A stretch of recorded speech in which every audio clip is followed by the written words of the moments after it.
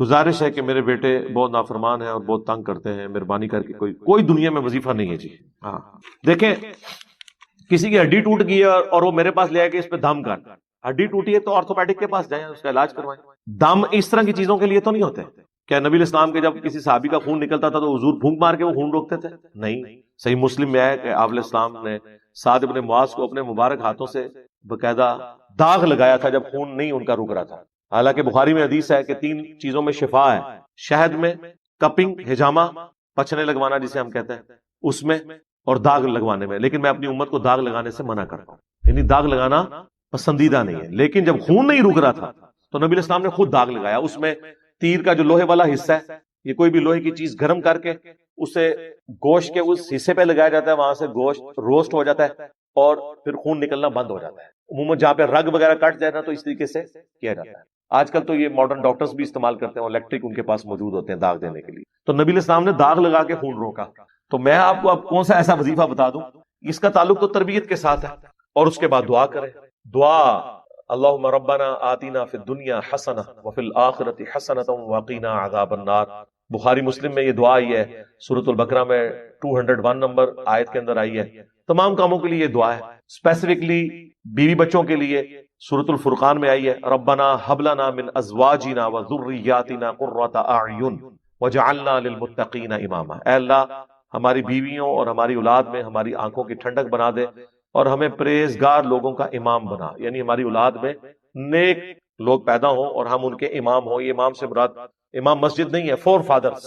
تو یہ دعا ہے جی سورۃ الفرقان میں آئی ہے. بالکل سورۃ الفرقان کے اینڈ پہ وہ آپ پڑھیں، یہی وظیفہ ہے. باقی تربیت سے جو معاملات ہوں گے، آپ خود نماز نہ پڑھیں، خود آپ سگریٹ پیئیں اور بچہ آپ کا نشہ کر رہا ہے اور آپ کہہ رہے ہیں جی کوئی وظیفہ بتا دیں کہ بچہ نماز شروع کر دے یا یہ سگریٹ چھوڑ دے.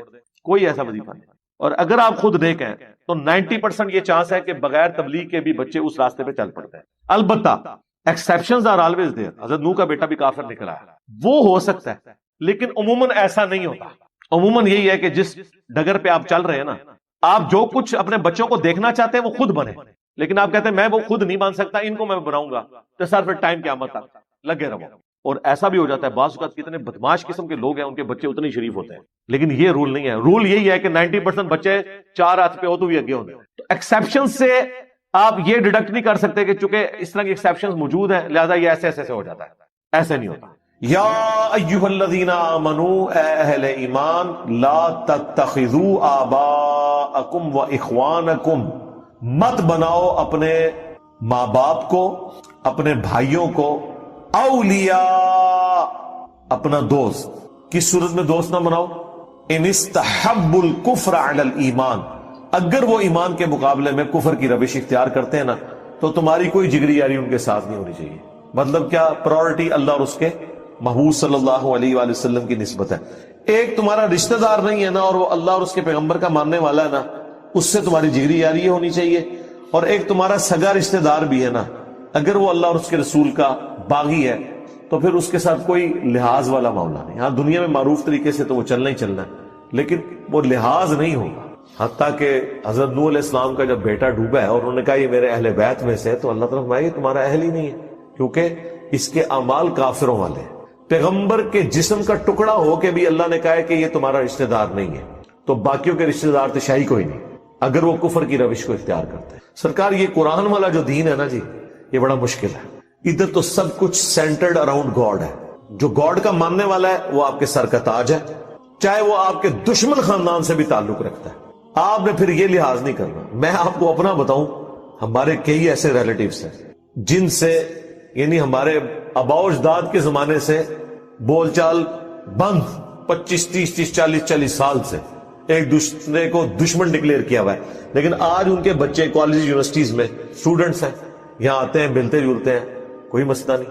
ان کے ایسے بڑوں نے بھی آنا شروع کر دیا. یعنی اسلام ایک ایسا رشتہ ہے جو سارے رشتوں سے آپ کو آزاد کر دیتا ہے. اب ہماری نظر میں اب ہم اس چیز کو پیٹیں کہ جی ہمارے آباء و اجداد کے ساتھ انہوں نے زیادتی کی تھی یا ہماروں نے ان کے ساتھ زیادتی کی تھی. ہماری تو جہاں مرضی جائیں گی، ہم تو اپنی آخرت کی فکر میں. ہمیں تو وہ اچھا لگتا ہے جو اللہ اور اس کے رسول کی وجہ سے عز و جل و صلی اللہ علیہ وآلہ وسلم ہم سے تعلق رکھے ہوئے اور ہم اس سے تعلق رکھے ہوئے. رشتہ داریاں کیا چیز ہے؟ قریب ہونا کیا چیز ہے؟ تو یہی تو صحابہ کرام میں تھا. جنگ میں اس طرف باپ کھڑا ہے, دوسری طرف بیٹا کھڑا ہوا ہے, اور یہ بڑا مشکل ڈیسیجن تھا. شکر ہے ہمیں اس لیول پہ نہیں اترنا پڑا. ہمارے تو زیادہ ناراضگیاں ہو جاتی ہیں یا کوئی ایسا معاملہ ہو جاتا ہے, تلوار نہیں ایک دوسرے کے خلاف اٹھانی پڑتی, کوئی زیادہ گالی گلوچ کر لیتا ہے, اس سے زیادہ کوئی کیا کرے گا. تو تمہارے آباء و اجداد میں ہو یا بھائیوں میں ہو, تم ان سے محبت کی روش نہیں اختیار کر سکتے, کفر کو ایمان پر ترجیح تم نہیں دے سکتے. وَمَن يَتَوَلَّهُم مِّنكُمْ, اور جو کوئی تم میں سے ان کے ساتھ دوستی گانٹتا ہے, فَأُولَٰئِكَ هُمُ الظَّالِمُونَ, تو وہی ظلم کرنے والا ہے. اچھا, اس دوستی سے مراد آپ یہ نہ سمجھیے گا کہ حسن اخلاق سے بھی منع کیا جا رہا ہے, نہیں.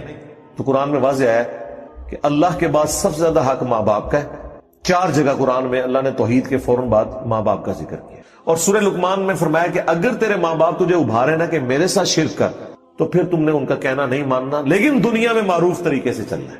یہ نہیں ہے کہ ماں باپ کافر ہیں اور بیمار ہو گئے ان کا علاج نہیں کروانا, نہیں, یہ نہیں ہے. معروف طریقے سے چلنا ہے, حسن اخلاق سے پیش آنا ہے. جگری یاری نہیں ہے. جگری یاری آپ کی اس کے ساتھ ہوگی جو دین پہ چلنے والا ہے, جس کی نسبت اللہ اور اس کے محبوب صلی اللہ علیہ وآلہ وسلم کی وجہ سے. باقی ساری چیزیں بعد میں. اب جو کوئی یہ حرکت کرے گا تو اللہ تعالیٰ فرما رہا ہے پھر فَأُولَٰئِكَ هُمُ الظَّالِمُونَ, تو ایسے ہی لوگ ہیں پھر ظلم کرنے والے. وہ ظالم ہیں, اصل مجرم ہے اللہ کے حضور, جو اپنے رشتہ داریوں کو پہلے نمبر پر نبھا رہے ہیں اور دین اسلام کو سیکنڈ پرائورٹی پہ رکھا ہوا ہے. اچھا, یہ باتیں ویسے تو بڑی آسان لگ رہی ہیں اور ہم یہ پڑھتے ہوئے سوچ رہے ہوں گے کوئی 1400 سال پرانی بات ہے, میں تو ایسا نہیں کر رہا. لیکن اگر آپ غور و تفکر کریں گے تو آپ کو بھی اندازہ ہوگا کہ مسلمانوں کی اکثریت اس رول کا خیال کوئی نہیں رکھے ہوئے.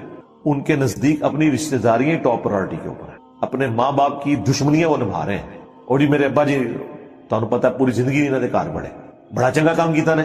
اچھا, لوگ اپنے ابا اجداد کی خوبیاں گنوا رہے ہوتے ہیں. وہ جی ساڈے چاچے اور سن جی بڑے غصے دے سن جی, ہوئے ہوئے ایک بار ویاہ دے گئے, وہ آگے کوئی بھی ہر جگہ سٹوری ہے جی, تو انہوں نے ان کو کسی ڈومیننٹ جگہ پہ نہیں بٹھایا, وہ پھر جناب اس کا آر نہیں دوبارہ بڑھے.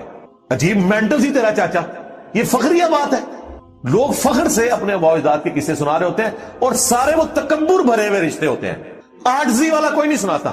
آج تک آپ کو کسی نے سنایا کہ ہمارے چچا جو ہیں وہ ماشاءاللہ اتنے خوش اخلاق تھے کہ فلاں موقع پہ گئے تو ان کے ساتھ ہمارے رشتہ داروں نے زیادتی کی, لیکن وہ خود معذرت کر کے اٹھے اور پوری زندگی ان کے ساتھ اس نے سلوک کرتے تھے.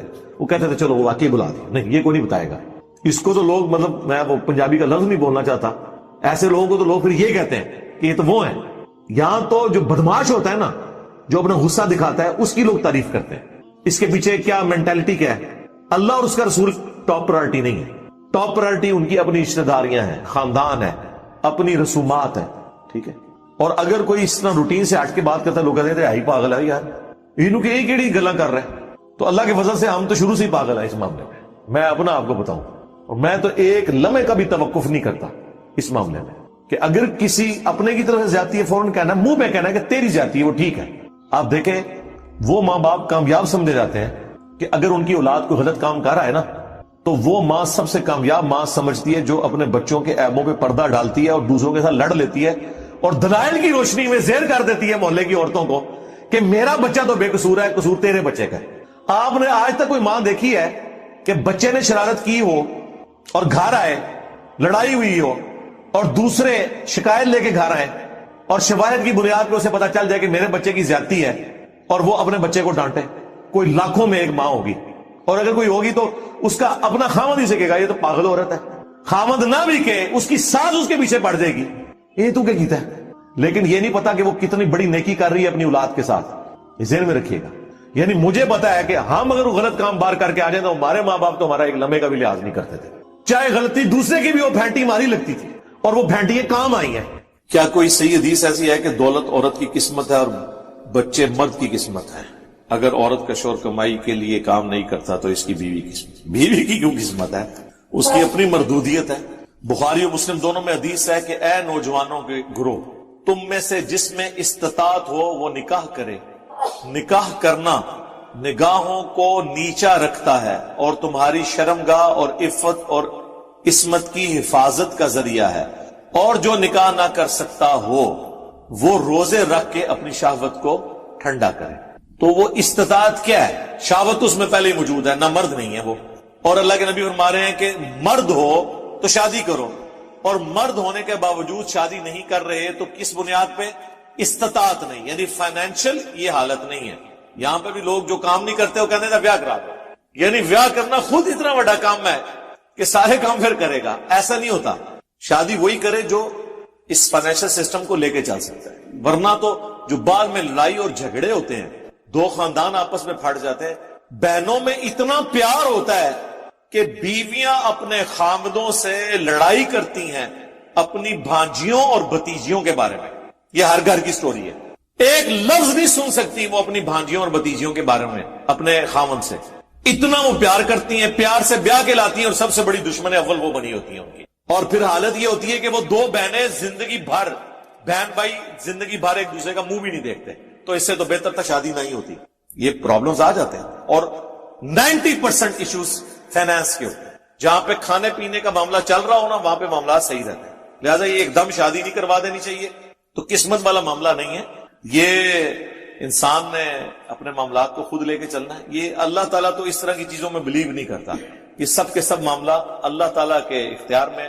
سورہ الشورى کے اینڈ پہ آیا، اللہ تعالیٰ جسے چاہتا ہے بیٹے دیتا ہے، جسے چاہتا ہے بیٹیاں دیتا ہے، جسے چاہتا ہے دونوں دیتا ہے، جسے چاہتا ہے بے اولاد رکھتا ہے۔ اللہ نے تو اس کو مرد و عورت کے ساتھ لیٹ ہی نہیں کیا، یہ تو اللہ کی مرضی ہے۔ ایون آپ دیکھیں کرسچینٹی کے اندر اما حوا کے اوپر بلیم کیا جاتا ہے کہ انہوں نے ورگلایا تھا ابا جی آدم کو علیہ السلام، ایو کہتے ہیں، اور ایو سے ایول بنا ہوا ہے، برائی کی جڑ ایو، حوا۔ لیکن قرآن آپ کھول کے دیکھیں، سورۃ الاعراف میں سٹارٹ ہی میں قصہ آدم اور ابلیس پوری تفصیل کے ساتھ آیا ہے، اور وہ تسنیہ کے سیغے کے ساتھ، ان دونوں نے یہ کیا، ان دونوں کو ہم نے حکم دیا، وہ دونوں یہ کرنے لگے۔ ہر جگہ اللہ نے تسنیہ کا سیغہ ہے، سنگولر کا سیغہ یوز ہی نہیں کیا، یعنی دونوں نے غلطی کی۔ اور یہاں پہ لوگ جو ہے نا وہ ڈال دیتے ہیں، ویسے تو اب سائنس تو خیر کچھ اور ہی بات کرتی ہے، وہ میں یہاں پہ ڈسکس نہیں کرنا چاہتا، وہ تو مرد کے کھاتے میں ڈالتی ہے اولاد کے اس ایشو کو، بہرحال نہ وہ مرد کے کھاتے میں نہ عورت کے، یہ اللہ نے ڈیسائیڈ کرنا ہے۔ مرد کی بھی کیا اپنی کمپیٹنسی ہے، کتنے جوڑے ہیں مرد و عورت، ان کو ڈاکٹرز نے میڈیکلی فٹ قرار دیا ہے، اولاد نہیں ہوتی، 15 20 سال، بعض اوقات پوری زندگی اولاد نہیں ہوتی۔ کتنی عورتیں ہیں، عورت اور مرد بالکل ٹھیک ہے، اولاد نہیں ہوئی، طلاق ہو گئی، ان دونوں نے نئی شادیاں کی، وہاں اولاد ہوگی۔ کتنے کیسز اس طرح کے، تو یہ سب کچھ اللہ کے قبضے قدرت میں۔ اپنی غلطیوں کا وبال اللہ پہ نہ ڈالیں، مسئلہ تقدیر کو آپ یہ سمجھیں۔ صحیح مسلم کی کتاب القدر چیپٹر آف ڈیسٹنی کی آخری حدیث ہے، مسلم شریف میں تقدیر کا چیپٹر بڑی تفصیل سے ہے، بخاری میں کم حدیثیں ہیں، مسلم میں زیادہ ہیں۔ تو امام مسلم نے کتاب القدر چیپٹر، جو تقدیر کے چیپٹر کی آخری حدیث لی ہے نا، وہ اس کی ترتیب میں اس کو آخر میں اس لیے رکھا ہے کہ سب کچھ کنکلوڈ ہو جائے۔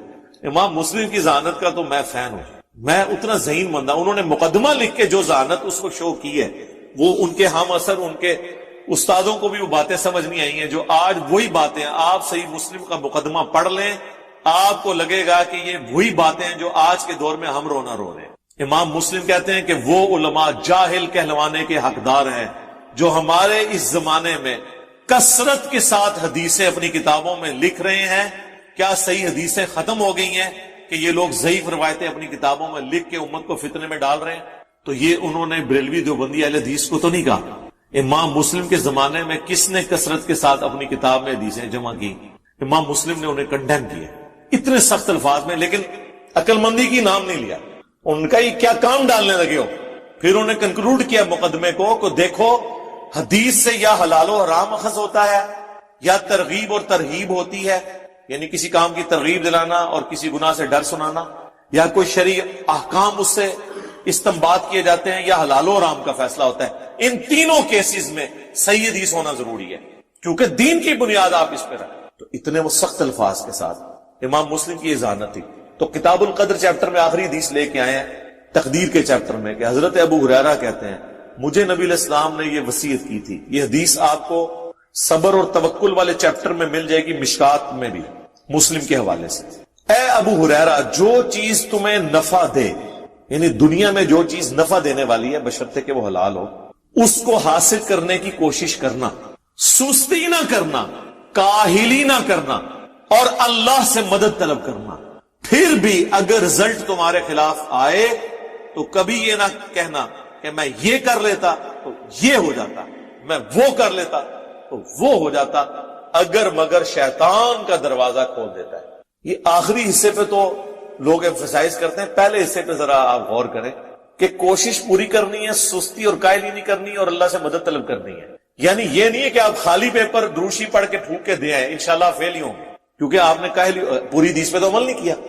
یعنی دنیاوی طور پہ آپ نے اپنی پوری ایفرٹ پٹ کرنی ہے، اس کے بعد اللہ سے مدد طلب کرنی ہے، پھر بھی رزلٹ آپ کے خلاف آئے نا، پھر آپ نے سمجھ لینا ہے کہ کوئی اور ہستی ہے جو یہ نہیں چاہتی کہ یہ اس طرح ہو، اور میرے حق میں وہی بہتر ہے۔ جو سورۃ البقرہ میں آیا کہ کئی چیزیں جس سے تم کراہت کرتے ہو اور اس میں تمہارے لیے خیر چھپی ہوتی ہے، اور کئی چیزیں جس سے تم محبت رکھتے ہو کہ تمہارے حق میں ہو جائیں اور اس کے اندر تمہارے لیے شر چھپا ہوتا ہے، اللہ جانتا ہے تم نہیں جانتے۔ میں اپنی زندگی میں کئی واقعات آپ کو ایسے بتا سکتا ہوں پرسنل، جو اس وقت میری زندگی کے برے ترین واقعات تھے، لیکن آج میں کہتا ہوں کہ کاش وہ حادثات اس سے پہلے ہو جاتے، اس کا اینڈ رزلٹ پہلے سامنے آ جاتا، اور اس وقت یہ لگ رہا تھا کہ اس سے بڑی تکلیف میرے پہ کوئی آ نہیں سکتی۔ یہ ہر بندے کی زندگی میں ایسے واقعات ہیں، لیکن چونکہ اللہ تعالیٰ مستقبل کو فورسی کر رہا ہوتا ہے، اللہ کو پتا ہوتا ہے اس میں سے میں نے نکالنا کیا ہے۔ نبی علیہ السلام جب مکے سے مدینے کے لیے نکلے ہوں گے تو جامع ترمذی اٹھا کے دیکھ لیں، حضور پلٹ پلٹ کے کعبے کی طرف دیکھ رہے ہیں کہ اے کعبہ تو مجھے سب سے بڑھ کر محبوب ہے اس روئے عرض پہ، لیکن کیا کروں، تیرے باشندے مجھے یہاں رہنے نہیں دیتے۔ آپ کی مبارک زندگی کے 63 سالوں میں سے 52 سال مکے کی فضاؤں میں گزرے، صرف 11 سال مدینہ شریف۔ لوگ مدینہ مدینہ کرتے ہیں، ضرور کریں، لیکن مکے میں 52 سال ہمارے محبوب علیہ السلام نے سانس لیا، مدینے میں صرف 11 سال۔ آپ کا آبائی وطن بڑی مشکل سے چھوڑا، مجبوراً، آپ کی خواہش تو نہیں تھی کہ آپ کو نکال۔ تو آپ دیکھیں حضور کو دعا تعلیم کی گئی سورہ بنی اسرائیل میں، ربی ادخلنی مدخل صدق واخرجنی مخرج صدق، اے اللہ مجھے جہاں اب تو نے داخل کرنا ہے نا، سچائی کے ساتھ داخل کرنا ہے، اور مجھے جو یہاں سے نکال رہا ہے نا، سچائی کے ساتھ نکالنا، اور اے اللہ اپنی طرف سے میرے لیے کوئی مددگار مقرر کر۔ وہ آپ کے ساتھی بھی تھے، حضرت جبرائیل بھی تھے، بخاری مسلم کی حدیث ہے نا کہ علی کی میرے ساتھ وہی نسبت ہے جو ہارون کی موسیٰ کے ساتھ۔ تو شیعہ اس آیت سے کہتے ہیں حضرت علی مددگار ہوئے، بالکل حضرت علی بھی مددگار ہیں، حضرت ابوبکر عمر عثمان بھی مددگار ہیں، اور سیدنا علی کی تو عمر 8 سال تھی جب نبی الاسلام نے اپنی دعوت و تبلیغ کا آغاز کیا۔ اس وقت دوسرے اصحاب جو بڑی عمروں کے تھے انہوں نے حضور کی فزیکل پروٹیکشن کی ہے نا، سیدنا علی تو 8 سال کے تھے، 8 سال کا بچہ کیا کر سکتا ہے؟ اس زمانے میں کون؟ سعد بن ابی وقاص، عبد الرحمن بن عوف، سیدنا ابوبکر، یہ لوگ جو بڑی عمر کے لوگ، تو حضور کے ساتھی اللہ نے ان کے ساتھ اٹیچ کیے۔ تو نبی علیہ السلام جب مدینہ شریف کے لیے جا رہے ہوں گے تو آپ کو کتنے خیال آ رہے ہوں گے، یار میں نے 13 سال محنت کی، صرف 125 بندے میں بنا سکا، لیکن ان کو بھی مجبوراً مجھے نکالنا پڑ رہا ہے۔ تھا نا دماغ میں، کیوں نہیں ہوگا؟ کیا اس وقت اللہ کے نبی کو یہ بات پتا تھی کہ 13 سال میں تو 125 ہوئے ہیں، اگلے 13 سال کے اندر رومن اور پرشین امپائر بھی آپ کے غلاموں کے قدموں میں ہوگا؟ اس وقت کوئی بتاتا بھی تو لوگ مذاق اڑاتے، جیسا کہ وہ غزوہ خندق کے موقع پر مذاق نہیں اڑایا تھا منافقین نے کہ ہم تو پیشاب کرنے کے لیے باہر نہیں نکل سک رہے، سامنے سے تیر آ جاتے ہیں خندق کے پار سے، اور یہ نبی کہہ رہا ہے کہ رومن اور پرشین امپائر گرے گی۔ عمر سیریز میں انہوں نے وہ دلائل النبوہ امام بیہقی کی جو کتاب میں وہ حدیث فلمائی نہیں ہے، جو ایک پتھر نہیں ٹوٹ رہا تھا تو حضور علیہ السلام کو بلایا گیا، آپ نے 3 دفعہ اس پہ کدال مارا۔ پہلی دفعہ فرمایا اللہ نے مجھے یمن عطا فرما دیا، دوسری دفعہ فرمایا کہ اللہ نے مجھے رومن امپائر دے دی ہے، میں تو وہاں کے وہ رومن امپائر کا جو محل ہے وہ بھی دیکھ رہا ہوں، تیسری دفعہ فرمایا پرشین امپائر بھی۔ اور اگر تم اپنے نبی پہ یقین رکھتے ہو کہ وہ سچا پیغمبر ہے تو اللہ کے وعدے پہ یقین رکھتے۔ دیکھیں پھر صحابہ نے ایسا یقین کیا ہے کہ کانفیڈنس ان کا لوز ہی نہیں ہوا۔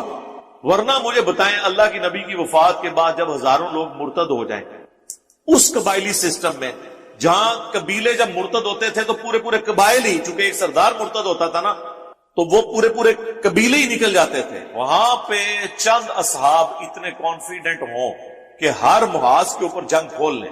حضرت ابوبکر صدیق منکرین زکات کے خلاف بھی، مرتدین کے خلاف بھی، 2 جھوٹے پیغمبر ان کے خلاف بھی، اور پہلل میں رومن امپائر کے لیے بھی۔ بہت مہربان نہایت رحم والا ہے۔ شروع کرتا ہوں نہیں کیا انہوں نے، شروع اللہ کے نام سے۔